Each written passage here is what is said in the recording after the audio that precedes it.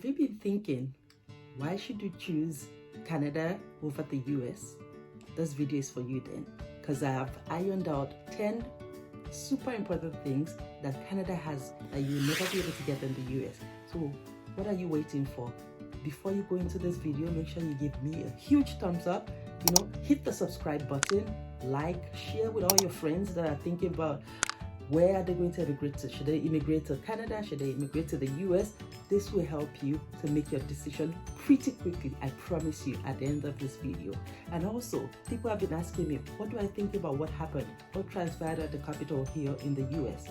That's what I started with. I'm going to be telling you what I think about it. I'll be speaking directly what you have in your heart, because we all feel the pain together. So after that, I'm going to be talking about 10 fantastic things that we have that the US doesn't have, or even if they have it, they don't have it as much as we do. So just, what are you waiting for? Get your juice, get your beer, get your wine, get everything that you need, your popcorn, and just sit down, relax, and enjoy this video. See you then.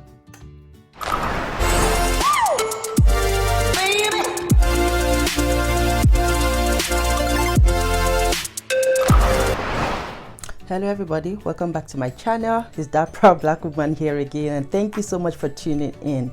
So if you're new here, thank you so much for clicking on this thumbnail, because here we are so lit, and welcome to the family. So what do I talk about on this channel? I talk about immigration matters, I talk about racism, I talk about inclusion and diversity, and I talk about the lawyer licensing process. And sometimes I just do funny videos, things that would make you laugh, but at the same time still upholding our culture as BIPOC people. So what am I talking about today? Today I have mixed emotions, right?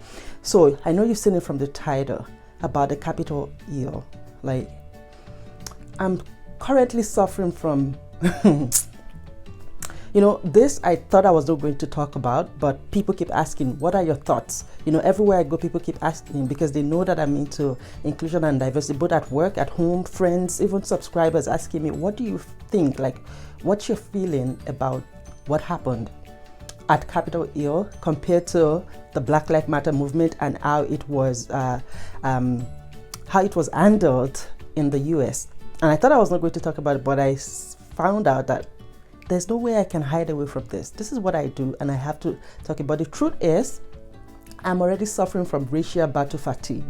If you don't know what that means, is when we just have to fight tooth and nail every single last of the drop of our blood to establish our existence, to make people respect us, to make people give us the respect that is due to us. I'm getting tired of it, and I'm sure that a lot of you are as well. Like, it's called racial battle fatigue. At this point, we shouldn't be fighting for what is rightfully ours anymore. We shouldn't be fighting to let people see that there's racism. We shouldn't be fighting to let people see that we're treated differently just because of the color of our skin. So it's like so annoying. And I just got tired of it.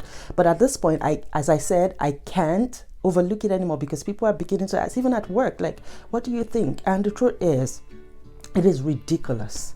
It is absolutely ridiculous that when it was Black Lives Matter and we were fighting for basic things like the life, the air that we breathe, we were fighting for basic things, like for you to treat us equally, our human rights that is in the Human Rights Code, that is in whatever.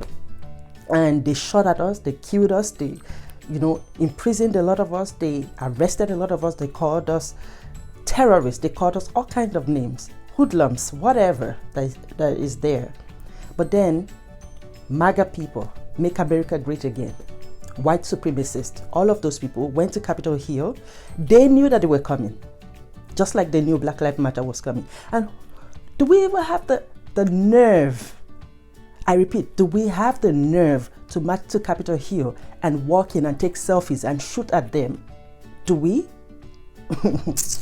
Like, they would have wiped us all out, all our existence, they would have wiped it out. But then these people, they came in, the barricades were removed, nothing happened. They went into the Capitol Hill, destroyed properties, took selfies, shot at people. For crying out loud, 4 people lost their lives. 4 people lost their lives. due to this insurrection, and nothing was done about it, and they were escorted out peacefully. Are you kidding me? Escorted out peacefully. One thing I would like to tell you is, I'm not saying that you should shoot at them, because I'm not in support of violence. But the truth is, and it begs the question, why didn't you shoot at them as well? Because if you could shoot at Black Lives Matter, if you could shoot at other people that are fighting for basic rights that they've never had in 400 years, like, who determines who you're threatened by and who you're not threatened by? With Black Lives Matter, we never brought weapons until they started killing people. That's when people went nuts and started burning down places. And remember, the places that were burned down was nowhere close to Washington, D.C., nowhere close to the Capitol Hill, nowhere close to these government properties, right? And what they arrested a lot of people. People went to jail. People died. People lost their lives, and nothing happened. Nothing, absolutely. In fact, Donald Trump went on Twitter and started tweeting all kinds of nonsense.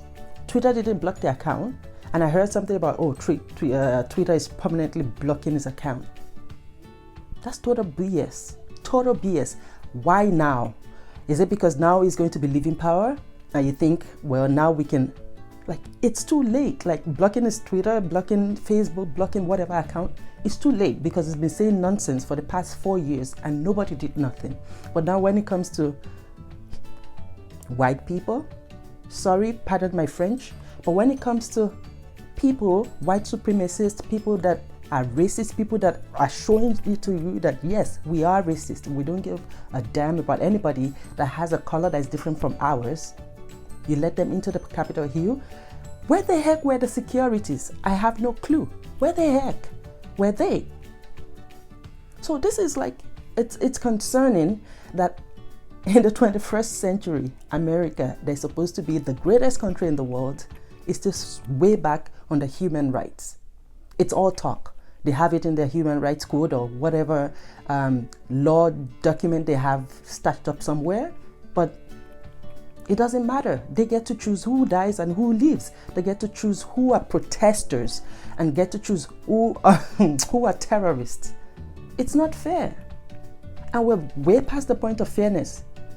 All we're asking is bring these people to book, because you have showed it to the entire world that you are actually racist, that you really don't care, that when it comes to color, you treat people differently. And this was not even systemic. It was like glaring, it was right there in our faces. And this is how a lot of people watch in awe. They watch in awe, thinking, what the heck was that? I couldn't believe my eyes. So anyway, that's all I'm going to say. That now you can see it is glaring that what we've been complaining about, what our forefathers have been complaining about, it is real. It is real in the US. And I don't think it's going anywhere soon. No matter the facade they put on, saying, oh yeah, Black Lives Matter, we're going to change, we're going to be inclusive and diverse. It's all BS, total BS. And it's high time that we started voting for our people. It's high time we started lifting up our people. It's like the other day, when I was doing my 12 days of Christmas video, I started promoting Black-owned businesses. I started promoting Black businesses and things like that. And I posted it on my LinkedIn, and somebody messaged me, left a comment and said they felt, I'm going to leave the photo of the comment, but I'm going to scratch out the person's name because I don't want people to like bully her or something. But the person said they feel I was racist promoting Black-owned businesses. How about promoting all businesses? Like they've had a problem with the word Black-owned, that it's racist. And I educated the person who went back and forth. At some point, I'm like, you know what? If me saying Black, you think is racist, so be it. Because at the end of the day, it falls on our shoulders as Black people to raise one another up. Because we have seen that nobody else will do the same. So it makes sense for you to uplift our own Black people, uplift people of color, so that we can get there. If we're waiting for them, we're never going to reach anywhere. So it's ridiculous. It pains my heart. It pains my heart to see what happened on Capitol Hill, but we've seen this over and over and over and over again. At the end of the day, when we talk about our rights, painfully so, they say we're being aggressive. They play into the stereotype of aggressiveness, black aggressiveness. How would, like, forget about being aggressive or whatever, or forget about being polite. Of course I'm going to be aggressive because you've been sitting on my rights for so long. So at the end of the day, I wouldn't be laughing with you when I'm talking to you about my right that you've transgressed upon. So I don't know what people want from us, but the truth is, it's high time that it falls on that we know that it falls on our shoulder to uplift one another. Whatever you can do, whatever platform you have, use it to uplift black-owned businesses. Use it to uplift your fellow black man or your fellow black woman or your fellow black person. And that's all I'm going to say about what happened on Capitol Hill. That the world have seen and the world is watching. And let's see how this plays out. Thank God he didn't win a second term. Thank God. But I want to see what we all want to see, and I believe I speak for a lot of people, is every single last one of those people that marched into Capitol Hill be brought to book, be brought to justice. And that's that about that. So which brings us to, let's forget about the seriousness, and which brings us to the purpose of today's video. So what am I talking about today? The reason for you to choose Canada over the US. What are the perks that comes with living in Canada that the US cannot boast of? And that's what I'm going to be talking about today. So if you're interested in that, then keep watching because this video is for you. So the first point would be, how big is Canada? Canada, with their landmass, is bigger than the US, and we have way less population. The population of US is 10 times the population of Canada. So what does Canada have that US doesn't have that would make you, like, it will allow you to make up your mind to choose to immigrate to Canada over the US? First of all, the population. There are 350 million people in the US, and their landmass is smaller than ours in Canada. And Canada has about 36 million people.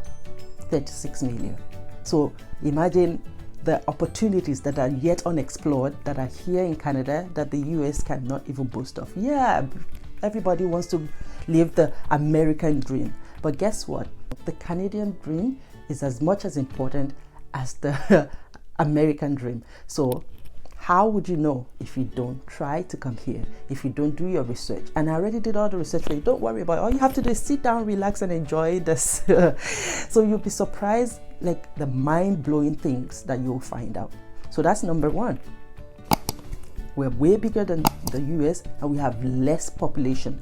I mean, as I said, US has 10 times the population of those in Canada. So there's so many opportunities yet unexplored here in Canada. Number two is, if you're the person that has kids or you're thinking about having kids, good news for you.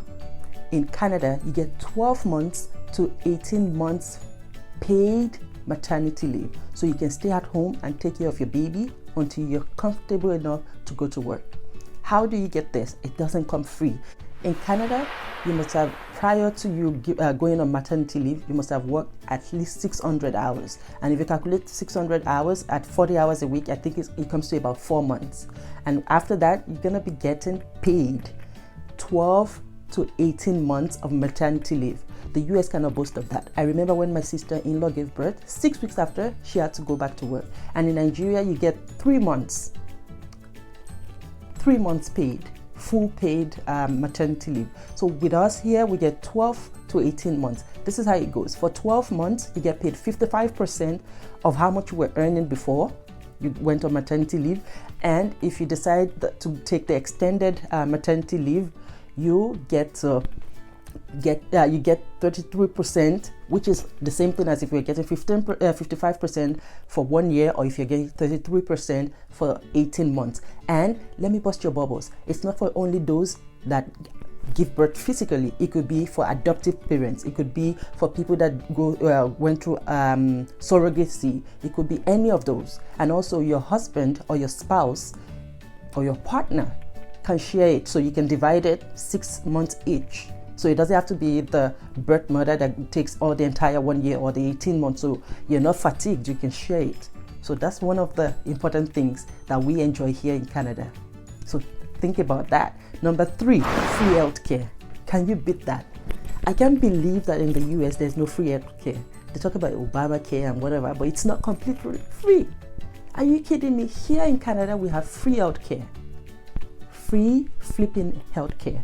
So all you have to do, take your health card, go to the hospital or go to your doctor, get treated, give them your number, your health card number, they charge it to the government. Psst, you don't even know what happened. If you have insurance at work, whatever the government does not cover, like dental, like you checking up your eyes or for prescription medication, it gets taken care of by your work insurance. At the same time, I know in Ontario from last year, they brought a new program that if you're under 24 years old, your prescription is also free. Especially if you don't have insurance, it's free. So you don't have to pay. At the end of the day, I feel like that's why we're able to manage our COVID-19 to a limit, because in the US, you're gonna have to pay through your nose for you to be able to see a doctor, because people are scared to go to the doctor because of the bill that will come with it. But here, people are going for treatment, people are going for testing because it's free, absolutely free. You don't have to pay a dime. So that's number 3 of the things that we have that the US doesn't provide. Number 4 is racism. Do we have racism? Of course, every Western country in the world have racism, but the difference is the way it manifests. Of course, here in Canada we have racism, but it's largely systemic. In the US, it is not. It is right there in your face. Like, what are you gonna do about it? Just like an example would be Black Lives Matter. Another example would be the recent Capitol Hill destruction. That is like right in your face, where a police officer will walk up to you, ask you for your license, ask you for whatever, and before you know it, you end up dead. That doesn't happen here, because even if it happens, you're brought to book. So think about that. When you're going to other countries, if you're thinking, should I emigrate or immigrate to the US? Have Canada on your mind, that Canada is probably your best bet rather than going to the US. Number 5, the passport. By the time you become citizen in Canada, your passport is equally as good as the US passport, is equally as powerful as the US passport, because you guess what? All the countries that you can go with the American passport without visas are the same number of countries that you can go with the Canadian passport without visas. Can you beat that? So why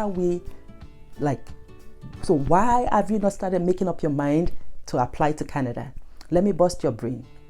Did you know that here in Canada, you can come with a PR from wherever country of origin you're from? You can come with a permanent residency, and it takes a little time. It could take as less as 6 months. I've heard people of 3 months for you to immigrate here in Canada. So what are you still waiting for? What exactly are you still waiting for? You better start ringing up your immigration consultant or your immigration lawyer and let them fix you up really good. Another thing that we have that US doesn't have is Canada is just like the US, but without the hustle and bustle. Yeah, it's more peaceful. The people are more nicer. And I don't know if you've been watching movies or they always make a joke about how Canadians are extremely nice. That even if you bump into them, they'll be the one to say sorry. Yeah, that's true. It's not a joke. It's not a joke. Canadians are one of the nicest people that you'll meet, and that's the truth. So I believe that's a big plus, especially in this world of racism and all of that. If you have people that are nice, even if they're going to be bitching behind your back, but at least they're nice to your face, I'll take that over anything else. So number 7 is the opportunity of you getting job opportunity as an immigrant in your field of study, or as a person of color in your field of study. In the US, all I notice is a lot of people want to be in the medical field, in the nursing field, whatever field, because that's where you have more chances of getting paid big money and for you getting work in your field as a professional. For other people, it's a little bit more difficult. I'm not saying that they don't get the job, but it's a lot easier here to get a job in your field of study as an immigrant and as a person of color. It's a lot easier. Go check the statistics, and I'm not joking about it. So if you're in the US and you're getting, like, you're working in your field of study and you're an immigrant, kudos to you. And you're not in the medical field, kudos to you. But here in Canada, I can tell you for a fact, because that's where I live in Canada, and you will be getting a good job if you, don't get me wrong, they're not going to come knocking on your door and giving you they're not going to come knocking on your door and giving you a job in front of your door if you don't apply. You have to make sure that your resume is top notch. You have to make sure that your interviewing skill, like your when you're doing your interview, you watch good YouTube videos on how to whatever, and make sure you're confident when you go for your interview, and I bet you're going to get the job. So that's one other thing. So number 8 on my list is, as a permanent resident or as a citizen here in Canada, you get grants. So what is grants? Like free money that the government gives you to be able to go to school that you might not have to pay back.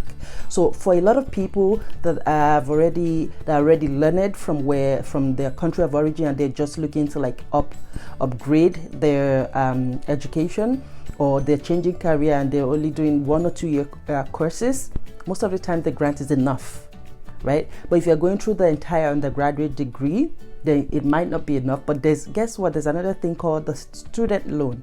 I believe that is also available in the US. But the student loan is, you get the loan from the through OSAP here. That's what they call it here, OSAP, especially in Ontario. You get the loan and they pay your tuition and some other fees, and you don't start paying it back until you start to work. So when you start working, they're gonna have a payment plan where you can return the money. But the grant that you get for the government, you don't return that. That's yours. So a lot of people that I know that are only doing a 1 year course or a 2 year course, and maybe they get approved up to $16,000, it's enough for them. And another thing that I noticed now that we're talking about education is, in the US, it costs a arm and a foot for you to go to school. Like, there's some schools that are as expensive as $100 and something thousand. I'm like, what the heck are you teaching them? Like, are you teaching them how to create a new world apart from the one we're in? Are you teaching them how to create a new planet? Like, what's going on? Why is it so expensive? So here we know it's expensive for international students, but even expensive doesn't mean you have to pay a gazillion dollars.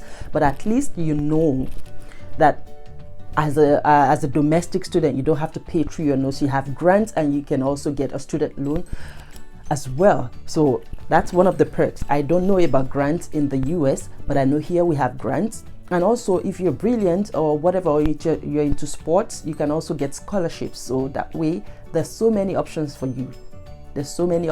So yeah, put that on the list of why you want to come to Canada. So number 9, the child care subsidy. If you have children and you're freaking out, how are you going to pay for, how are you going to go to work? Where are you going to put your child? And even if you just find a daycare, how are you going to pay for it? Because depending on the age of your child, if your child is really little, you could be paying as much as $90 a day. How do you do it? Guess what? In Canada, we have child care subsidy, and how you have to apply for it. Depending on your household income will determine how much subsidy you're going to be getting from the government. At the end of the day, you might be getting the full payment of your child care. And how do you qualify? Most of the time is if you're working full-time, or if you're going to school full-time, or if you're going to school full-time and your partner or your spouse is working full-time. It has to be somebody doing something full-time. And with your household income, I believe if you have earning less than $20,000 as your household income, you're going to be getting it free of charge. My dear, you're going to be getting free of charge, which means about $2,000 paid off by the government for your child care every month. So are you still asking me, why do you need to come to Canada? You're still asking me, telling me that the US is better than Canada? Think again. And number 10 is the most important one, is your child benefit. Why am I even saying child benefit? It's a lot of benefits that you get. Let me tell you about this, the benefits that we have. Here in Ontario, we have the child benefit, we have the Trillium benefit, and we have the GST benefit. What's the child benefit? if you're here in this country as a permanent resident or as a citizen, you get child benefit every time you file your taxes. They consider your household income, and with that they will give you a child benefit on each of your children under the ages of 18. Right? If you're a temporary resident, you need to have resided legally in this country for 18 months, and you're also eligible to get child benefit for all your children under the age of 18, which is you get paid monthly. You can get as much as $600 per child every month. Now, Trillium benefit is how much they give you for your energy, for your light bill and whatever, and they pay you every month. And it depends on your household income. If you're getting a certain amount, you won't be given anything, but you could be getting as much as $70-something a month that will help you with your energy bills at home. Now, talking about GST, that's paid quarterly, and that's because here in Canada, and I'm sure in the US the same thing obtains, we pay taxes, direct taxes. So if you're buying something that is $100, you're paying taxes on top of that $100 right there and then. Here in Ontario, our taxes is 13%. So what we do is we're paying $100, and then the tax is $13. It will be $113 you're going to be paying. So the GSTs help you to reduce, it's like a rebate of your GST that you have paid for your taxes that you have paid. It's like a relief. So it depends on how much you're earning. If you're earning so much as well, you'll not be getting that, but your child benefit is going to be there. Now, talking about COVID. When COVID started, a lot of people lost their jobs. A lot of people lost their jobs. A lot of people lost their livelihood. A lot of people lost their business. And I haven't heard about what they're doing in the US, but here in Canada, there's something called CERB, C-E-R-B. And you'll be entitled to get $2,000 a month until you'll be entitled to get $2,000 a month until they decide COVID is no longer a problem. Can you beat that? And the final thing I was going to talk about is employment insurance. I don't think they have that in the US either. If I'm wrong, please comment in the comment section. Let me know what you guys have. But here we have employment insurance, which is a premium that is taken away from your income, and is like a minute amount. It might be $60, it might be less, it might be whatever it is. I don't even remember. It depends on how much you're earning. So you could be paying maybe $20, who knows? But they take it out of your income every paycheck until if you have any issues and you have to leave work and you don't have any other income, they would pay you back. And that's how they pay. Remember when I was talking about maternity leave? That's how they pay for your maternity leave as well, because you've been paying those premiums as employment insurance premiums, and then when you're out of a job for so long, you get paid. Can you beat that? So are you still asking me again that why do you have to come to Canada instead of the US? I just gave you all the list. So if I missed out anything, leave a comment in the comment section. I just believe that I should put that out there, that there's hope here.